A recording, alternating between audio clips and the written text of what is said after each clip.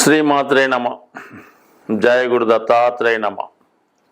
ఈ వీడియోలో మనం 2025వ సంవత్సరంలో ఏ రాశుల వారికి ప్రభుత్వ ఉద్యోగం అనుకూలంగా ఉంటుంది, అలాగే ప్రభుత్వ ఉద్యోగం కాకుండా వారు చేసే ప్రయత్నాన్ని బట్టి ఒక పెద్ద జాతీయ అంతర్జాతీయ స్థాయిలో ఉన్నటువంటి సంస్థల్లో ఉద్యోగంలో ప్రవేశించడానికి కానీ ఉద్యోగంలో మార్పు కొరకు చేసే ప్రయత్నాలకి ఈ 2025వ సంవత్సరం మన మే నెల నుంచి ముఖ్యమైనటువంటి గ్రహాల మార్పు కారణంగా ఏ రాశి వారికి ఏ ఫీల్డ్, ఏ పరిశ్రమలు, ఏ సంస్థల్లో అనుకూలత ఉంటుంది, అలాగే వారు ఉద్యోగం చేసుకుంటేనే మంచిదా,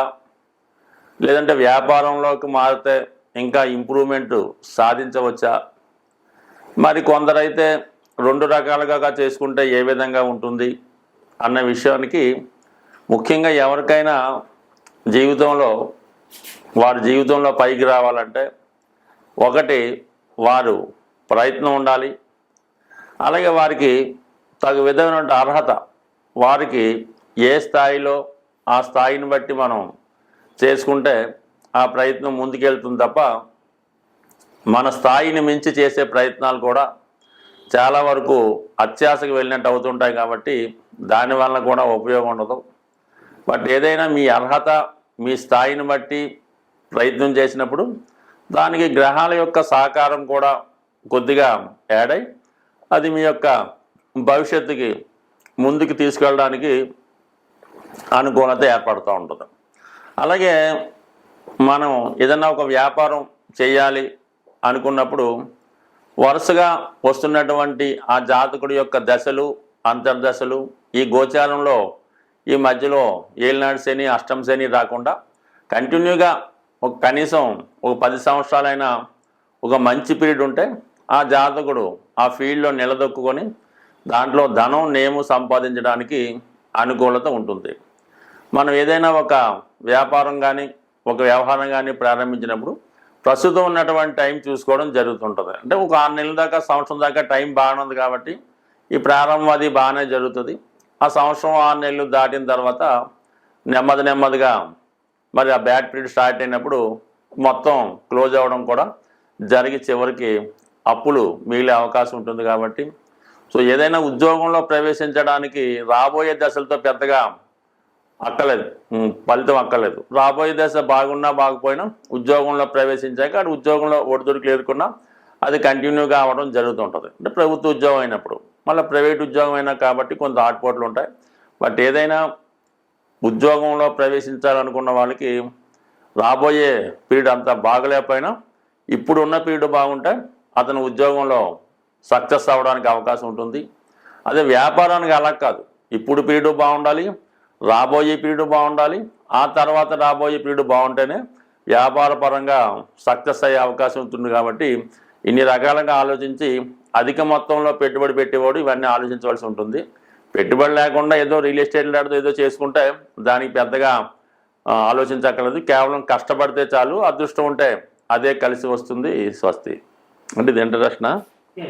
తులారాశి వారికి ప్రస్తుతం ఉన్నటువంటి గ్రహ సంచారం ప్రకారం ఏ వృత్తిలో ఇప్పుడు మనం ప్రవేశించి, లేదంటే ఏ వ్యాపార రంగంలో ప్రవేశిస్తే ఏ రంగం అనుకూలించే అవకాశం ఉంది అని పరిశీలించే ప్రయత్నం చేద్దాం.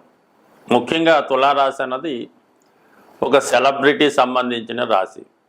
రాశుల్లోకెల్లా అత్యున్నత రాశి తులారాశి. అంటే రాశికి శుక్రుడు అధిపతి అవటం, ఇదే రాశిలో శని ఉచ్చ పొందడం వల్ల ఈ రాశి వారికి ఎక్కువగా సేవాభావాన్ని కలిగి ఉంటారు. నిజాయితీ, న్యాయమైనటువంటి మనస్తత్వాన్ని కలిగి ఉంటారు. అంటే శని భగవానుడు ఉచ్చ పొందాడంటే ఒక సాధారణ వ్యక్తి అత్యున్నత స్థాయికి వెదిగాడు అని ఈ రాశి చెప్తూ ఉంటుంది. ప్రస్తుతం ఉన్నటువంటి ప్రజాస్వామ్యానికి తులారాశి ప్రాతినిధ్యం వహిస్తూ ఉంటుంది. ఒకప్పుడు రాచరిక రాజ్యాలు ఉన్నప్పుడు మేషరాశి సింహరాశి ఆధిపత్యంలో ఉండేవి. ఎప్పుడైతే ప్రజాపాలన స్టార్ట్ అయిందో సాధారణ ప్రజానీకానికి కూడా అధికారం చేపట్టే హక్కు ఏర్పడిందో అప్పటి నుంచి ఈ తులారాశి వారి యొక్క ప్రాధాన్యత పెరిగింది. అక్కడ ఈ రాశి సింబల్ కూడా ఒక న్యాయ దేవత ఉంటుంది కాబట్టి అందరికీ సమాన న్యాయం అన్నది ఈ రాశి యొక్క ప్రత్యేకత. ఇక్కడ రాజైనా సేవకుడైనా ఒకే న్యాయాన్ని కలిగి ఉంటారు. అందుకే ఈ రాశిలో రాశరికానికి గుర్తైనటువంటి సింహరాశి అధిపతి రవి నీచ పొందడం జరుగుతుంది. అంటే నీచ పొందడం అంటే కొంత తన స్థాయి తగ్గి సామాన్యుడిగా ఉండడం జరుగుతూ ఉంటుంది. శని ఉచ్చ పొందడం వల్ల సామాన్యుడైనటువంటి మామూలు వ్యక్తి గొప్ప వ్యక్తిగా అధికార ప్రతినిధిగా చలామణి అవకాశం ఉంది. అంటే ఎక్కువగా న్యాయ శాఖకు సంబంధించినటువంటిది నిజాయితీగా ఉండడం వల్ల ఎక్కువగా ప్లేడర్లు, న్యాయవాదులు, జడ్జెస్ ఈ రాశిలో ఉండడం జరుగుతూ ఉంటుంది. ఈ శుక్రుడు కళారంగానికి కారణం అవుతూ ఉంటాడు. పైపెచ్చు శుక్రుడు ఇదే రాశిలో మూల త్రికోణ రాశి అవ్వడం వల్ల ఎంటర్టైన్మెంటు, సినిమాకు సంబంధించినటువంటి వాళ్ళు ఎక్కువగా ఈ రాశిలో ఉండడం జరుగుతూ ఉంటుంది. మరి సినిమా రంగంలో ఏ రంగంలో రాణించాలన్నా అంటే గుర్తింపు కలిగినటువంటివి యాక్టర్లు అవ్వచ్చు, డైరెక్టర్లు, మ్యూజిక్ డైరెక్టర్లు సాధారణంగా వీళ్ళు ఒకేసారి గుర్తింపు కలిగి అత్యధిక ఆదాయాన్ని పొందగలిగే వ్యక్తులంతా ఇదే రాశిలో ఉంటారు. అయితే సేవా రంగంలో ప్రజా పాలకులుగా ముఖ్యంగా దేశ ప్రధానులు, ముఖ్యమంత్రులు అయినటువంటి జాతకాలు పరిశీలించినప్పుడు ఎక్కువగా ఈ తులారాశి తులాలగ్నం వాళ్ళు ఉంటారు. ఎక్కువగా ఈ తులారాశిలో శని ఉండగా జన్మించిన వారు వారి యొక్క ప్రారంభ జీవితం అనేక ఇబ్బందులు ఎదుర్కొన్నప్పటికి కూడా మరి సెకండ్ హాఫ్లో తర్వాత చివరి భాగంలో నెమ్మదిగా ఒక మెట్టు జీవితంలో పైకి పొంది ఎవరూ ఊహించని విధంగా ఉన్నత స్థాయికి చేరడం జరుగుతూ ఉంటుంది. సో అందువల్ల ఏంటంటే ఈ రాశిలో వారు ఆటోమొబైల్స్, ఫైనాన్స్, గోల్డ్, క్లాత్స్ ఇటువంటి వ్యాపారాల్లో చిన్న స్థాయిలో స్థాపించిన పెద్ద స్థాయి ఎదగడం జరుగుతుంది. ఎక్కువగా సాఫ్ట్వేర్ రంగానికి సంబంధించినటువంటి వారిలో ఎక్కువ మంది ఈ సాఫ్ట్వేరు సొంతంగా ఆఫీసులు పెట్టి ఆ సంస్థలను నెలకొల్పిన వారు అంటే పెట్టుబడి వర్గం, ఇన్వెస్ట్మెంట్ చేసేవాళ్ళు ఎక్కువగా ఈ తులారాశి తులాలగ్నంలో ఉండడం జరుగుతూ ఉంటుంది. అలాగే ఇందులో ఎక్కువగా వృద్ధిలోకి వచ్చి జాబ్ చేస్తున్నవారు ఈ మిథున కుంభరాశుల్లో ఉండడం జరుగుతూ ఉంటుంది. అంటే వీళ్ళ ఎక్కువగా వాయుతత్వ రాశుల వారికి ఊహలు, ప్లానింగ్ ఎక్కువగా ఉంటుంది కాబట్టి వీరు ఈ విధంగా కూర్చున్న చోట నుంచే మొత్తం ప్రపంచాన్ని వీక్షించడం జరుగుతుంటుంది. కాబట్టి ఎక్కడ ఏ జాబ్ ఉన్నా ఇంటి దగ్గరే కూర్చొని వర్క్ చేసి లక్షల్లో జీతాలు పొందే ఏకైక రాశి మన తులారాశి. అయితే వీళ్ళకి దశమ భావం చంద్రుడి యొక్క రాశి అవ్వడం వల్ల 11వ భావం ప్రభుత్వ కారకుడైనటువంటి రవి యొక్క సింహరాశి అవ్వడం వల్ల కంపల్సరిగా వీళ్ళకి ప్రభుత్వపరమైనటువంటి ఆదాయం వచ్చే అవకాశం ఉంటుంది. కాబట్టి ఈ రాశుల్లో అంటే తులారాశి తులాలగ్నంలో జన్మించినప్పటికి కూడా కర్కాటక రాశి అందుకు అలాగే సింహరాశి వందు 1-2 గ్రహాలు ఉన్నవాళ్ళు ఎక్కువగా ప్రభుత్వ ఉద్యోగుల్లో ఉన్నత స్థాయి ఉద్యోగులుగా రాణించే అవకాశం ఉంది. ఎక్కువగా ఈ రెవెన్యూ డిపార్ట్మెంటు, అలాగే income tax, sale tax, ED సంబంధించిన శాఖల్లో ఎక్కువగా ఉద్యోగ అర్హత కలిగి ఉంటారు. ఈ గ్రూప్ 1 సివిల్స్ లాంటి పరీక్షల్లో చాలా సునాయాసంగా నెగ్గే ప్రయత్నం కూడా చేస్తూ ఉంటారు.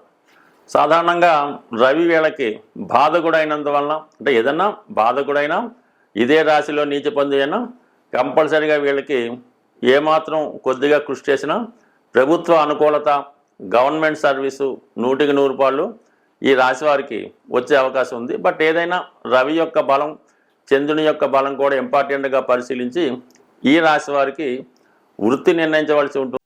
ప్రస్తుతం వృత్తిపరంగా ఎంత ప్రయత్నం చేసినా సరైనటువంటి వృత్తిలో మనం స్థిరపడలేకపోతున్నాం అనుకున్న వాళ్ళకి వారి యొక్క ప్రస్తుతం జరుగుతున్నటువంటి జన్మ జాతకంలో దశ అంతర్దశను బట్టి ఆధారపడి ఉంటుంది.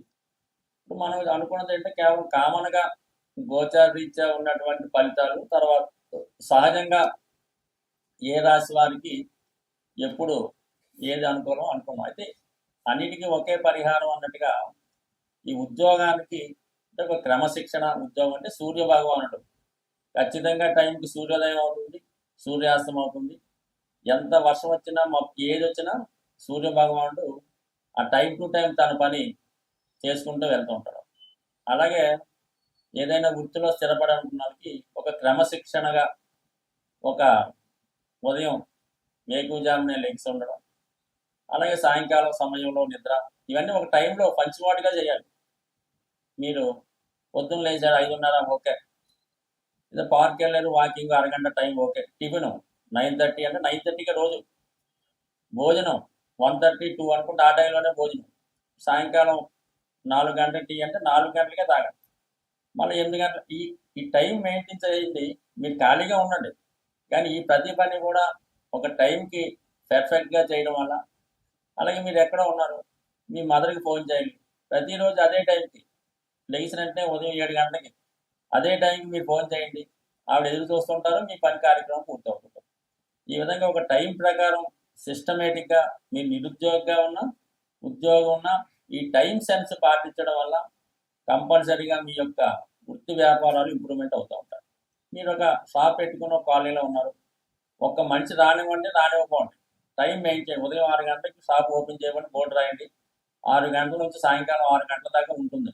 ఎంత ఇబ్బంది వచ్చినా ₹1 అమ్మకపోయినా ఉదయం 6 నుంచి సాయంకాలం దాకా ఓపెన్ అయి ఉంటే నెమ్మదిగా మీ కస్టమర్స్ పెరుగుతారు, సమయంగా ఆ టైంకి వచ్చి తీసుకెళ్ళడం కూడా జరుగుతూ ఉంటుంది. అదే ఒకరోజు 10 గంటలకి, ఒకరోజు సాయంకాలం 4 గంటలకు క్లోజ్ చేయడం, వర్షం వచ్చిందని సెలవు ఇవ్వడం, ఈ విధంగా చేయడం వల్ల మీ కస్టమర్ మీ దాకా రాడు, ఎక్కడో అక్కడ బయట నుంచి కొనుక్కొని మీరు ఉంటారో తెలియదు కాబట్టి వాడు ముందు ఏర్పాటుతోనే రావడం జరుగుతుంటుంది. కాబట్టి వ్యాపారం అయినా ఉద్యోగం అయినా క్రమశిక్షణ టైం మెయింటైన్ చేయండి. ఇదే దైవారాధన లాంటిది. Work is worship, duty is God అన్నట్టుగా మీరు ప్రవర్తిస్తే 100% ఉద్యోగం అయినా వ్యాపారం అయినా సక్సెస్ అవుతారు. దాంతోపాటు ఏంటంటే ప్రతిరోజు సూర్య భగవానుడి ఆరాధన, అంటే అతనే క్రమశిక్షణ కారణం అవుతుంటాడు. ధనాన్ని ఇచ్చేది కూడా సూర్య భగవానుడే కాబట్టి ఈ విధంగా మీరు సూర్య భగవాన్ని పూజించుకోవడం, ఆదివారం నియమంగా ఉండడం చేయడం వల్ల కంపల్సరీగా మీరు ఏ వృత్తిలో ఉన్నా రాణిస్తారు. అయితే కొద్దిపాటి మాన్యువల్ రెమెడీ అనుకోండి, మామూలుగా ఈ జంతువులకి, అది ఆవు కావచ్చు, గుర్రాన్ని కావచ్చు, పిల్లి కావచ్చు, చెరువులో చేపలు కావచ్చు, ఈ మూగ జీవులకి ఆహారాన్ని అందించడం కూడా మీకు చాలా వరకు ఈ వృత్తిలో అభివృద్ధికి సహకరించే అవకాశం ఉంటుంది.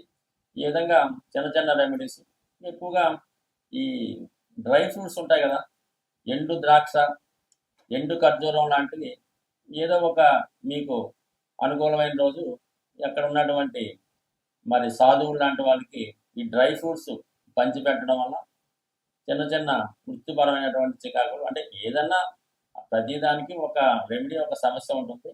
అయితే మనం ఆ ప్రయత్నం చేస్తూ ఈ పరిహారాలను కూడా చేసుకోవడం వల్ల మరి భగవంతుడి యొక్క అనుగ్రహంతో ఉపాధిలో స్థిరత్వం వచ్చే అవకాశం ఉంటుంది. స్వస్తి.